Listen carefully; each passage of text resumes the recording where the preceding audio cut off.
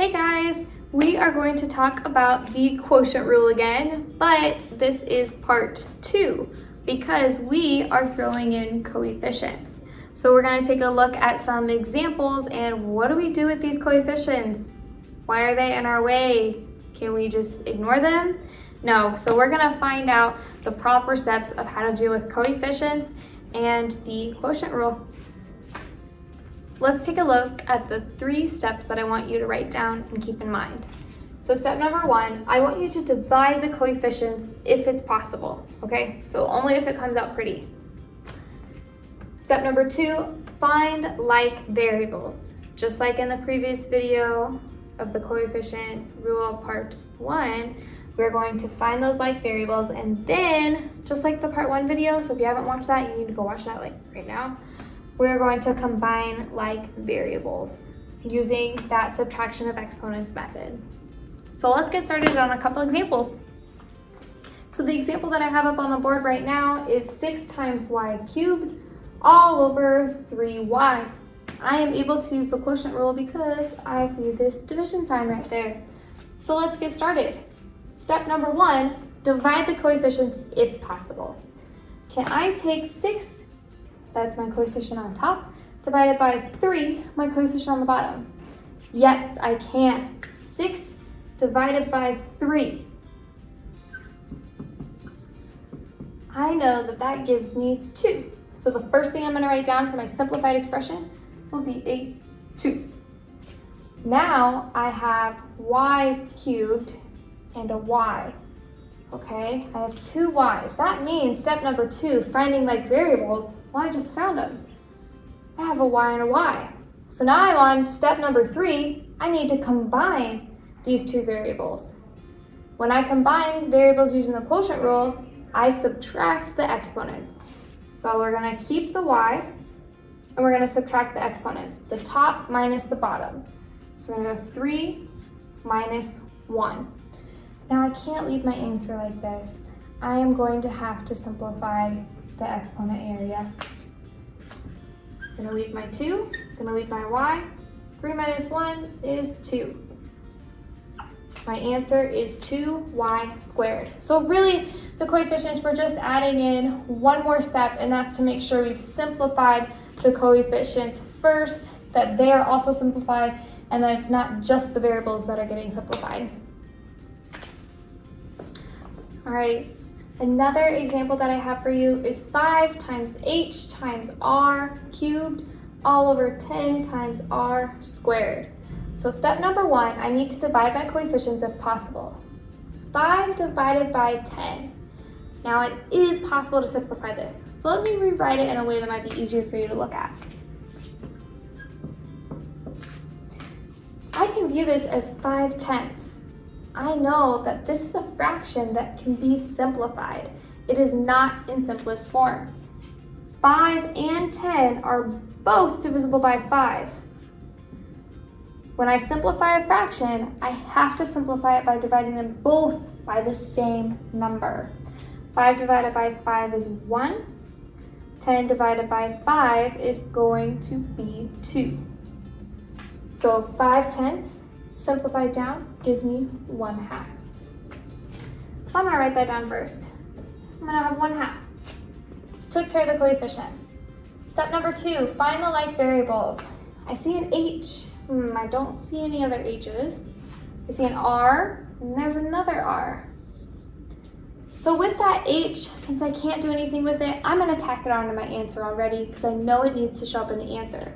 The h is on top, so I'm going to leave the h on top.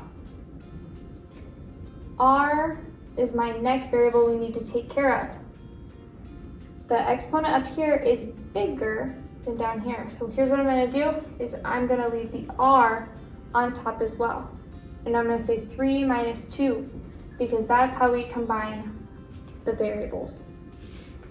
I cannot leave this problem looking like this. I need to simplify it even further. This 1 right here is a coefficient. Anytime you have 1 as a coefficient, you actually don't need to put it there. Just like this h has an exponent of 1, but we didn't really need to put it there. So I'm going to leave out the 1 and just write the h, the r. 3 minus 2 is 1. Like I said, if it's a 1, you don't need to write it down. And bring over my 2. Now remember, the 2 had to be on the bottom because it was on the bottom of our fraction when we were simplifying the coefficients. The h had to be on the top because the h started in the top. And then the r ended up on the top because we were taking this top exponent minus the bottom exponent. So I know it can be overwhelming. Pause the video, write this down, and let's practice a few more problems so that you can get this down. I know it can be overwhelming and confusing, but the more you practice, the better that you will get these steps down, and the easier you'll see, yes, 5/10, that's a fraction that I can simplify, and yes, I know how to simplify the r's, and oh, I gotta put that h on top because it showed up there, it has to show up here. So after a while of practicing, you'll get it. So my example that I want to give to you first is going to be 2 times m squared times c cubed all over 4 times b times c. I notice I cannot simplify this top piece, I cannot simplify the bottom piece, but I can simplify this whole thing by using the quotient rule because of this division sign here. So my first step, I'm going to divide the coefficients if possible. Okay. 2 over 4. Okay, it looks really weird combined with all this, right? So let me rewrite that. Let's just take out the coefficient and look at it by itself. Let's not look at the variables right now. 2/4, that's a fraction. I know how to simplify fractions. Now, 2 over 4. I know that they are both divisible by 2. 2 divided by 2 is 1. 4 divided by 2 is 2. So 2/4 is the same as 1/2. This right here is in simplest form. So I'm going to go back up to my original problem and I'm going to write 1/2. Okay, now notice the second step is to find the like variables. M. There's no other m's, okay? C. All right, there's a C on the bottom that we'll have to combine it with. And then I notice I have a B on the bottom as well. And there's nothing to combine that with. So like in previous problems that we've done, we're going to leave these variables alone that don't have anything to be combined with. So that m squared, I'm just going to add it on over here. But guess what? M squared is on the top, so I have to add it onto the top. B is on the bottom, so I have to add it onto the bottom. Now here's the thing. C cubed divided by C. So I know how to combine these is by subtraction. So I'm going to take this top minus the bottom exponent, and it's going to end up on top because this top guy right here is larger. So we're going to end up with that guy on top. So 3 minus 1. So I'm taking C cubed, so I have the exponent of 3, and this has an exponent of 1. Anytime a variable does not have an exponent visible, it is a 1. So C to the 3 minus 1. Now I can't leave it like this. I'm going to simplify it even further.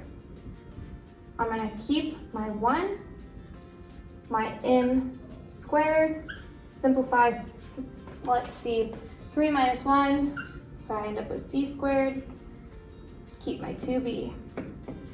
So just like having that exponent of 1 can be invisible, like here on this b, so can coefficients. So I notice I have a 1 right there, and I don't actually need that 1.